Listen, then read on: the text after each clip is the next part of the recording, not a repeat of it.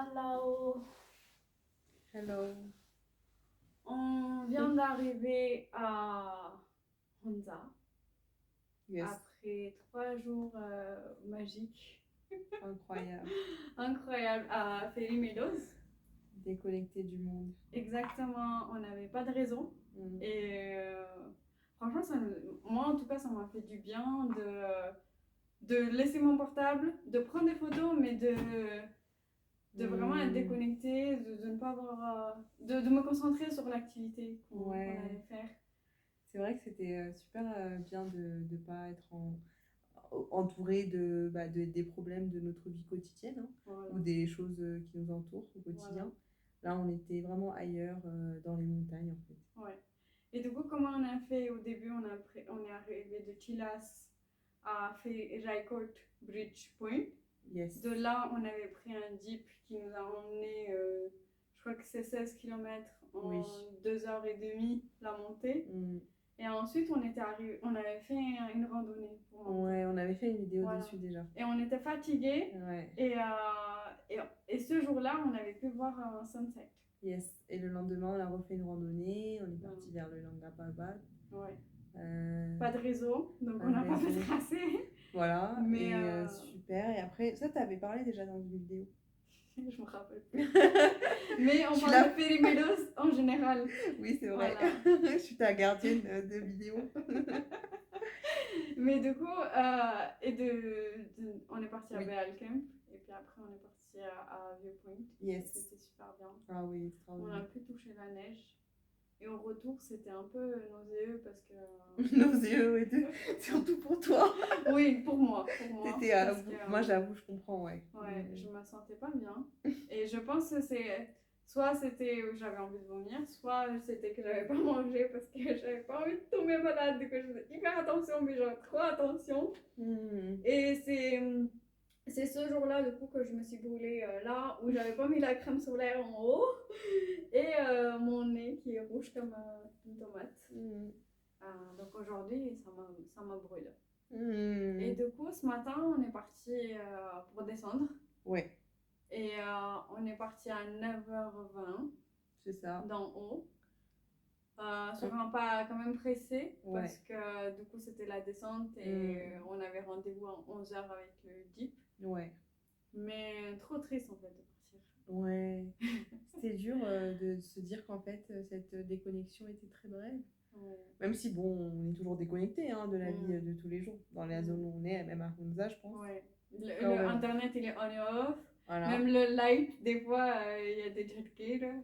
C'est ça. Ouais. Mais bon, quand même, je trouvais que dans les montagnes, dans les hauteurs, là, comme ça, il n'y a pas deux expériences pareilles, quoi. C'est vraiment rustique. Ouais.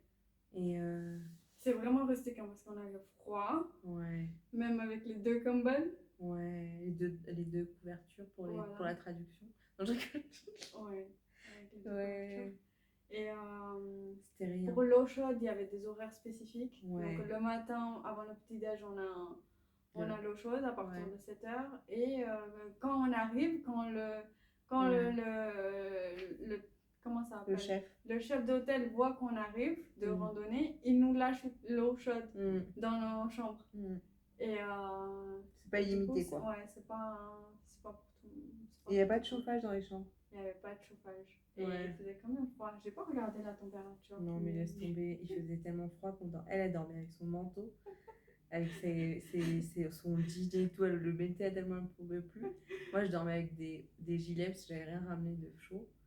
Mais même malgré tout, malgré ces détails un peu frileux, c'était extraordinaire. Voilà. Et je pense que vraiment époustouflant, on était devant une montagne, quoi. Ouais. Et on était vraiment devant la montagne, et seul au monde. C'est ça. Et entouré d'hommes, bien sûr. Voilà. Parce que du coup, avec d'autres touristes, bien sûr. On était donc l'hôtel était tenu que par des hommes. Toutes les tâches, que ce soit la cuisine, le ménage, vraiment toutes les tâches étaient faites par des hommes, du coup. Et donc on a demandé aux hommes, c'était où les femmes, leurs femmes, hein, les femmes de leur village ou de leur ville. Et en fait, ils nous ont dit qu'elles restent à la maison. et qu'elles ne travaillaient pas, du coup.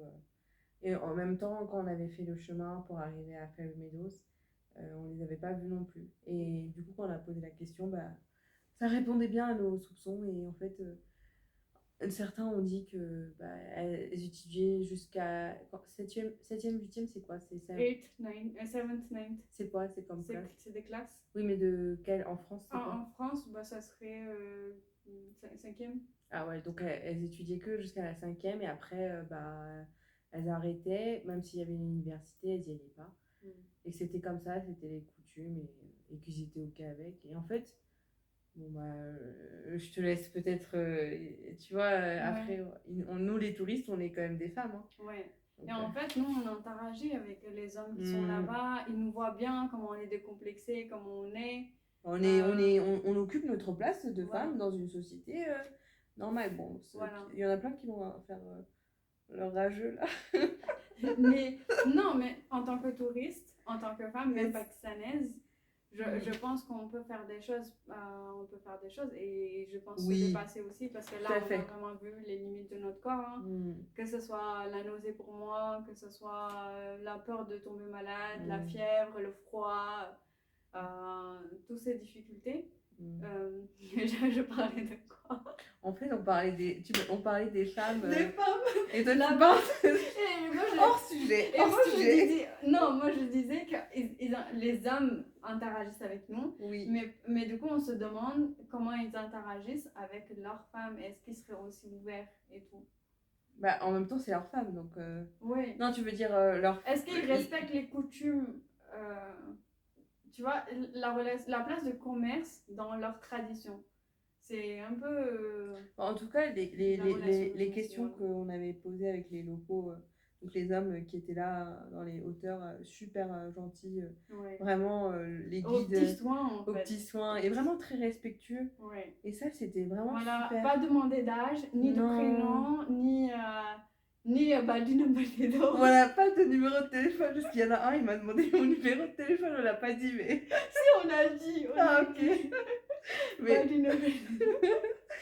Ça, franchement, il n'y a pas eu. Non, et vraiment, c'est très respectueux et on se sent bien dans les Fairy Meadows. C'est vraiment l'endroit. Et en fait, ça, c'est génial. Ils nous ont respectés, on occupait notre place, vraiment, c'était top. Mais du coup, c'est vrai que c'est une question qu'on se pose parce qu'on est des femmes et qu'on se demande aussi. On est curieuse, en fait. De savoir, c'est comment votre vie, vous, au sein de vos villages.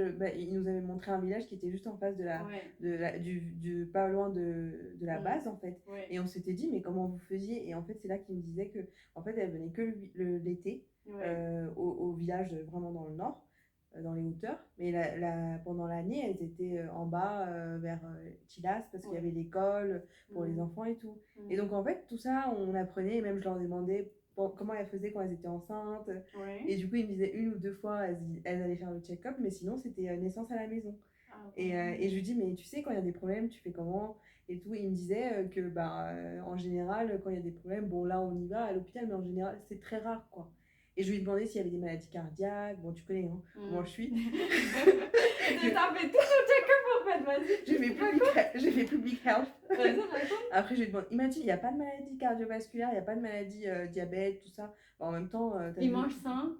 Il marche beaucoup. Il marche beaucoup. T'as vu le vieux papier? Mais même les vieux, et même les vieux, ils font. En fait, le trekking de Jeep, on a vu des vieux le faire à pied. Tout à fait.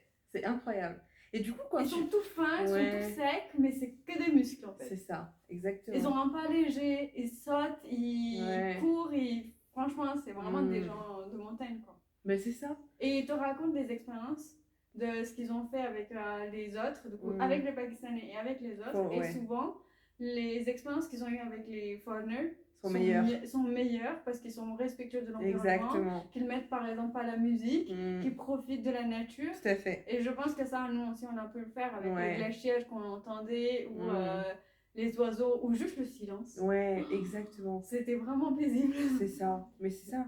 Et en fait, c'est ça qui est intéressant, c'est que on a vraiment échangé avec eux et je trouve que là, on sentait... Moi, c'est une partie du Pakistan et une partie de la population et bon, après, bien sûr, on est toujours dans une société patriarcale, mais ces hommes-là, vraiment, incroyable l'échange qu'on a eu avec eux.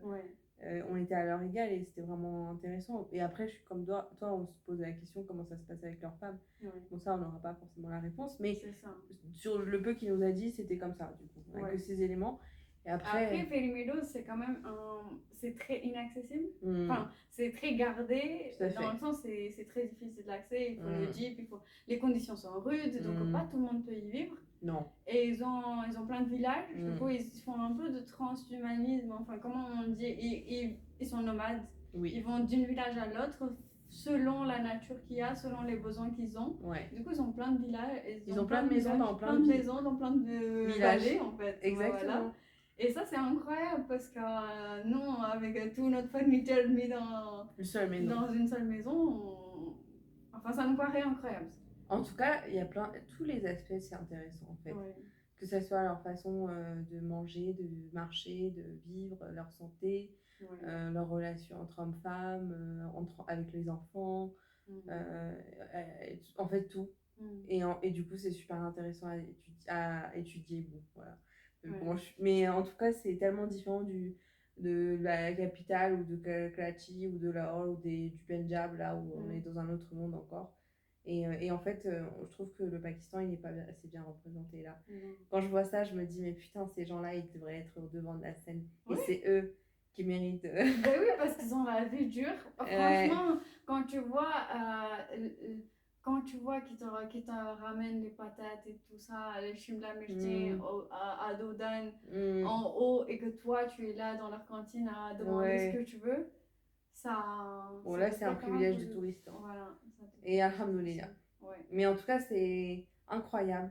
Et du coup, le tourisme leur fait vivre. Du coup, c'est un vrai business. Hein. C'est ça. On sent que l'argent, c'est le nerf de la guerre, vraiment. Ouais. Parce qu'ils sont quand même aux soins, ils te demandent si tu as bien eu tout ce qu'il faut. Les gens, ils sont polis, ils sont super polis. Ils sont super polis, ils te disent...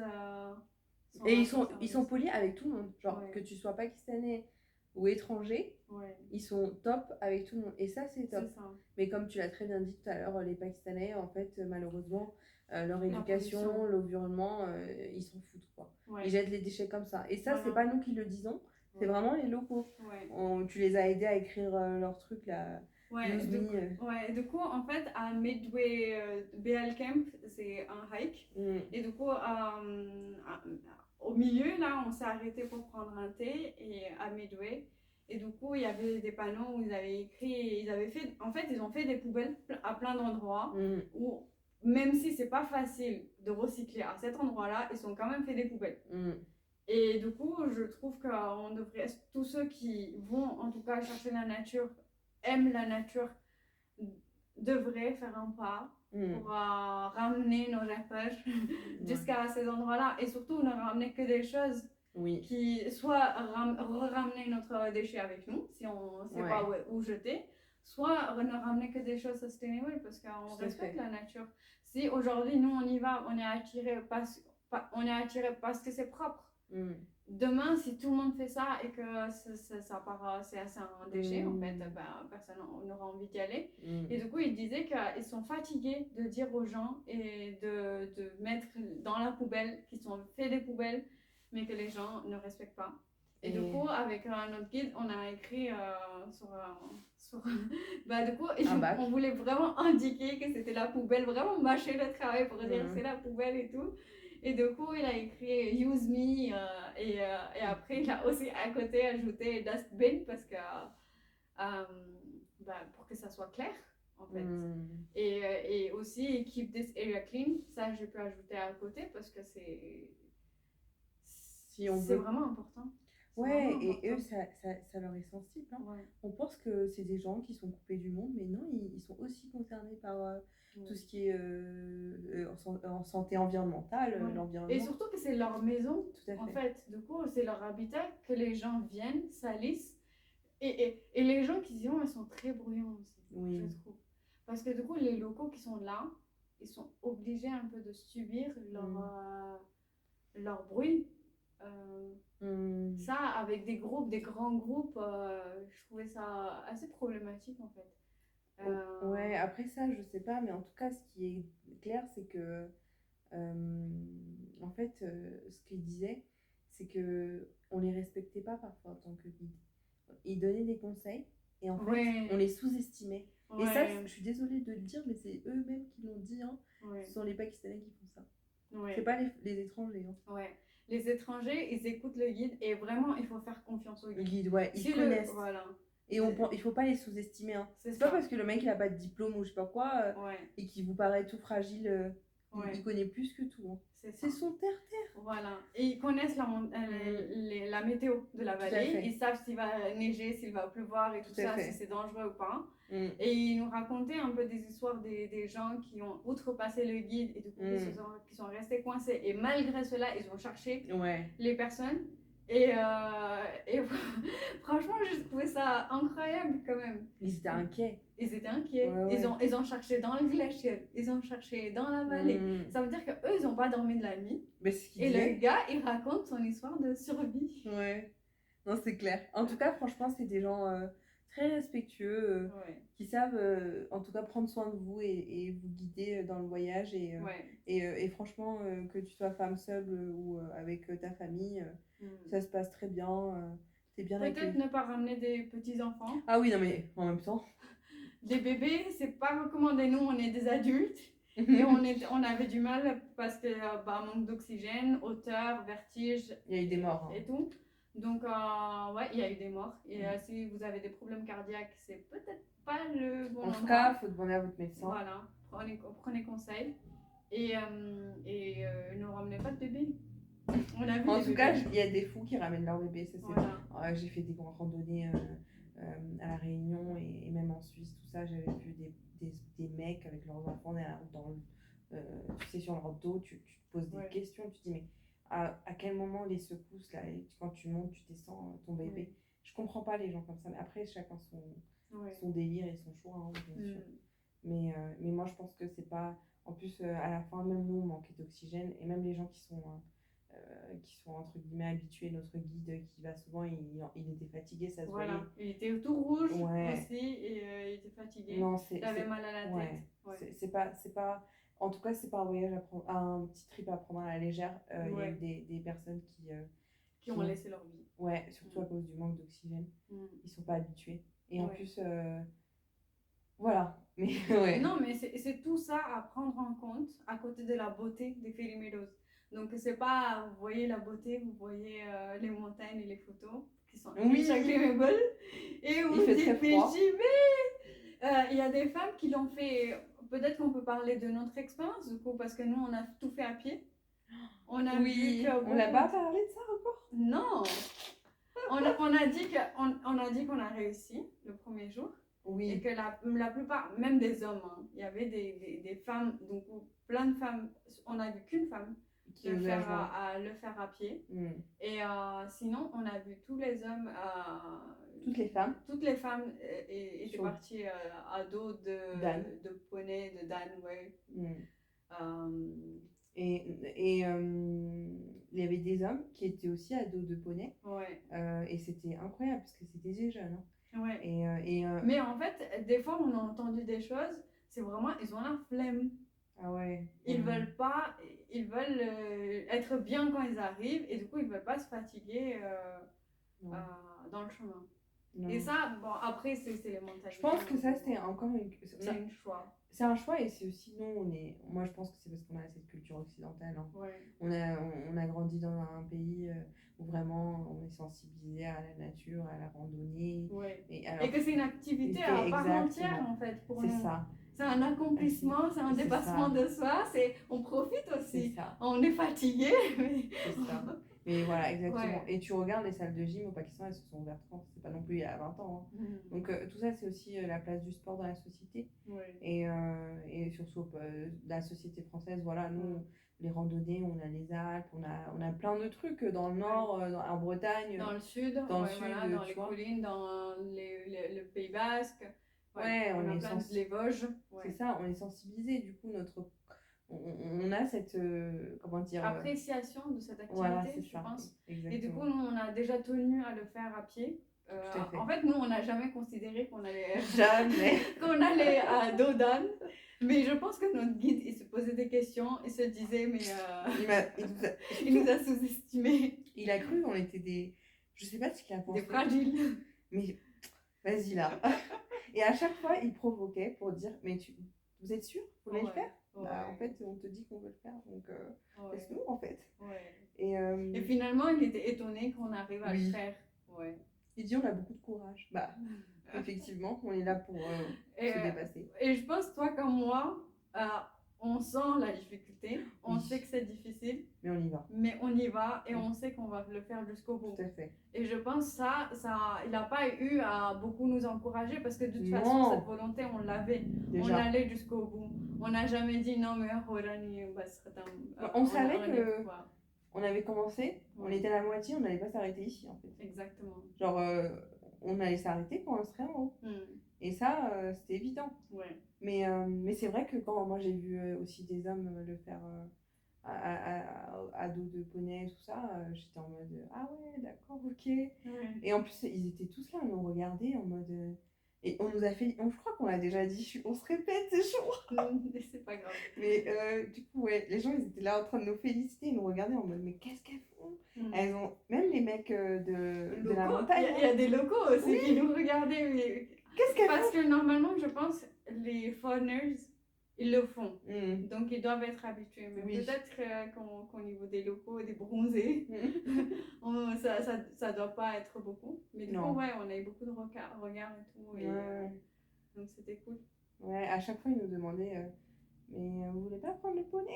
Et vous voulez pas faire de pause? Surtout parce qu'on a fait des pauses, mais on n'a pas fait des pauses genre à ravitaillement ou quoi. Non, c'était cool. Franchement. Donc on gardera un bon souvenir de nos deux guides. Le guide qui nous suit encore et l'autre guide qu'on a laissé dans la vallée. Et avec des bons souvenirs en fait. Des bons souvenirs. C'était vraiment bien. Et si vous avez toutes les conditions qu'on a mentionnées, ben, je pense que c'est une activité qui vaut le coup. C'est clair. Donc aujourd'hui, on est descendu et on est arrivé à Hunza. Il y avait des routes qui étaient bloquées. Et du coup on s'est arrêté à un espèce d'hôtel, un truck shop, un dhaba. Et on a acheté des juices chez Anne et un peu des snacks aussi. Et on a essayé de passer le temps parce qu'on ne savait pas à quelle heure ça allait. Donc les sartals, les grèves françaises sont fameuses, mais là c'était une grève dans le bazar de cette ville. Et ensuite on a continué notre chemin vers Hunza. Le paysage est vraiment différent, je trouve. C'est vraiment, les montagnes sont secs, nues. Sèches. Et puis après, il y a des poches de nature. De neige. Des poches de nature, exactement. C'est fascinant. Et après, ce qui est bizarre aussi, c'est que souvent, les habitations sont vraiment basses, genre dans le lit de vallée. Et du coup, on ne sait pas si c'est inondable ou pas, si c'est dangereux. Mais c'est très très en construction en fait. Même les choses qui sont construites, il y a l'étage d'après qui est qui est inachevé, qui reste. Donc c'est très en développement. On a aussi remarqué beaucoup la présence des Chinois. Donc en fait, beaucoup d'infrastructures, soit qui sont laissées par les Chinois, soit qui sont en train de se construire en collaboration avec les Chinois. Et beaucoup de maisons aussi avec les toits en ailettes là. Donc je sais pas si c'est l'influence chinoise ou c'est l'influence de cette culture. Clairement, je pense que ça doit être ça, parce que ça vient d'où sinon. Et en plus, on a vu un hôpital qui a été fait pour les Chinois. Mais dans quel monde on vit là? Je te jure, je suis désolée, mais la néocolonisation, quoi. Franchement, c'est flippant. Après, bon, tout le monde dit que la Chine, c'est l'allié du Pakistan. Très bien, génial. Mais on reste sur du néocolonialisme. Parce que tout ce qui est fait est-ce que c'est gratuit et à quel prix? Mm. Et c'est quand même la plus belle partie du Pakistan. Ouais, moi j'ai peur. Bon, je vais essayer Et de pas du avoir coup, peur. ouais, voilà. Franchement, c'est. Alors, on a croisé beaucoup de Chinois aussi, à Felimelos, par exemple, Ouais. et qui apprécient le Pakistan, qui sont là, mais vraiment C'est à 3 heures de chez eux. merveilleux, ouais. Qui sont émerveillés par le Pakistan. Et on a vu les Malaisiens, on a vu des Anglais, on a vu des gens venir d'un peu partout. Et en fait, je me dis, il était temps en fait qu'on vienne. Ouais, grave. Parce que les autres, ils viennent, ils apprécient la beauté du Pakistan. Et oui, et en fait, franchement, vraiment, en tant que. Bah, déjà, je pense que ce qui est important, c'est de rester humain. Vraiment. En fait, tu le vois. Même quand tu observes les échanges de certains avec les locaux, tu te dis, mais comment tu lui parles là en fait? Ouais. Genre, il y a franchement. il y a des gens, ils sont hautains, mais Exactement. c'est chaud. Exactement. C'est hardcore. Hein. Et ça, je trouve qu'en France, c'est mieux établi. Tu vois, Ouais. chacun a son rôle et chacun a son titre. Et même si la personne fait du ménage, tu vas lui dire vous. Tu vois, tu vas le respecter. Tu vas pas lui manquer du respect. En tout cas, moi, je le fais pas et j'ai pas vu de gens autour de moi le faire. Et du coup, là, de le dire, mon Dieu, je me rappelle d'un épisode, la personne qui commande du riz et qui dit, mais ton riz, il a pas l'air frais. Mais le riz, c'est cuisiné dans un refuge en haut de Nanga Parbat. Et tu demandes à la personne de te ramener le riz et tu lui dis non mais le riz il n'est pas frais et tout ça et tu renvoies le riz. C'est... Tu t'es cru où? Ouais. Non mais vraiment, et vraiment, genre tu t'as cru que t'étais sur quelle planète en fait? Ouais, et en fait, les demandes des gens sont un peu, comment dire, incongrues. Inconcevable par rapport au contexte. En fait, c'est un contexte quand même... En fait, certes, ils ont des hôtels et tout, mais il faut pas oublier que c'est très pauvre. Hein. Voilà. Et du coup, quand tu vois leur comportement, tu te dis waouh. Ouais. En tout cas, moi, je veux pas être une touriste comme ça. Hein. Ouais. Que Dieu me protège. C'est ça. Donc, si vous pouvez ramener des sacs vides et mettre quelques bouteilles sur votre chemin, des bouchons, tout ça, je pense, c'est appréciable de le faire. Et chacun d'entre nous a sa part à faire, en fait. Et ouais, et toujours vous questionner, mais c'est pas parce qu'on est dans un autre pays qu'on doit manquer de respect à l'autre. Voilà. Ça, c'est important. C'est ça. Et vraiment, la position de supériorité est toujours remise en question. Certes, nous, là, on a nos privilèges de tourisme, de touristes, tout ça. On est client, mais client doit quand même le respect aux autres. Au personnel. Voilà, au personnel. Même si c'est celui qui fait les ménages dans la chambre ou qui fait le jardin. Et par exemple, à chaque fois qu'on disait shukriya, ils n'étaient pas habitués. Parce que nous, on a dit shukriya, on a dit assalamu alaikum, on a dit khuda hafiz. Et je crois qu'on était les seuls en plus à le dire dans l'hôtel. Et du coup, les gens, ils nous voient. Mais je pense avec les autres touristes, ça s'est bien passé. Mais souvent, c'est avec les touristes pakistanais qu'on a du mal à établir contact. Ouais. On s'est fait des amis, on s'est fait des potes malaisiens, chinois et tout. On a parlé avec eux en anglais et tout ça. Et en fait, finalement, des seules personnes à qui on n'a pas réussi à parler, et ben, c'est les Pakistanais. Ben, en fait, ils sont soit bloqués dans leur monde ou je sais pas quoi. Ou je sais pas, je comprends pas. Vraiment, pourtant, les autres, on a réussi easy. Et en fait, quand ils nous voient parler avec des Malaisiens et des Chinois, c'est là qu'ils commencent à nous parler. Ouais. Comme hier, là, quand on était sur le feu de camp, là. Ouais. Le mec, il commence à nous parler. Mais tu te rends... Là, il a vu qu'on était intéressante, soi-disant. Ouais. Donc, il a vu qu'on parlait trop bien avec les Malaisiennes et tout. Ouais. Il a commencé à venir dans la conversation et après, il nous pose des questions sur nos vies. Genre, ça, je comprends pas, moi. Vraiment. Et il est parti hein, parce qu'il ne trouvait pas sa place. Bien fait qu'il soit parti. Attends, on est là depuis longtemps. Hein. Ben oui. Genre, en fait, quand tu vois qu'on arrive à interagir avec des gens qui sont pas pakistanais, qui sont du monde entier, tu te dis, ah, elles sont peut-être intéressantes. Ouais, voilà. Parce qu'elles arrivent à sociabiliser avec des étrangers. Exactement. Non, mais il faut arrêter. Hein. Mais c'est ça, la validation par les autres. Non, c'est chaud. La validation par les autres, c'est super important au Pakistan.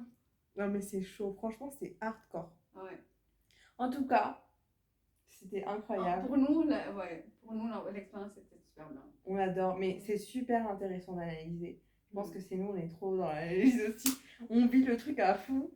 2000%. Oui, je pense. Oui. Et du coup, on vit tellement à fond qu'on n'arrive pas à dormir, en fait. Parce que on a froid, on a chaud, on tape du verre, ça, on n'arrive pas, on a envie de voir le lever du soleil, mais en même temps, on est trop fatigué. Ah, c'est clair. Donc, En plus, c'était... je te rappelle notre voisine chinoise, là. Ouais. Elle nous disait, je vous conseille de vous lever le matin. Elle nous dit, les filles, levez-vous le matin pour voir le lever du soleil. Et Only 15 minutes, and then you go sleep. Yeah. Et du coup, je l'ai fait ce matin. On l'a fait ce jour-là. Ouais, on l'a fait à 5 heures. On l'a raté. En fait, c'était déjà trop tard. Il aurait fallu qu'on se lève plus tôt. Et du coup, ce matin, je me suis levée plus tôt pour faire un time lapse et tout. Et en fait, aujourd'hui, c'était couvert. Ouais. Et on n'a pas pu. Et franchement, je trouve que c'est une chance aussi. C'est vraiment le welcome du Pakistan, de la terre en fait. Parce qu'on est arrivé à Islamabad, la météo était super bonne. On est arrivé à Shiraz, c'était super bien. Et on a eu la pluie, on a eu. Et quand on est arrivé à Fairy Meadows, le temps parfait qu'il faut et tout. On a pu voir le coucher de soleil, on a pu voir le lever de soleil, on a pu faire un bonfire, on a pu bien manger. On a rencontré des gens incroyables. Voilà. Des humains. Voilà. Des humains, je suis Des humains. Ouais. Ouais. Et c'est super incroyable, je pense. Et je pense que c'est ça, en fait, qui te construit tout au long de ta vie. Et en fait, les voyages, ça ne se résume pas que à visiter, à géographiquement bouger, en fait. Ouais, c'est ça. C'est ça. Et c'est incroyable. Il y avait vraiment la combinaison de plein de facteurs pendant ces 2 jours. Et c'est que les 2 jours là. Hein. On a encore plein de jours à faire. Ouais, c'est 3 jours du coup. Ouais. Monter à Nanga Parbat et visiter. Et descendre. On a fait que 3 jours là et on est déjà émerveillés.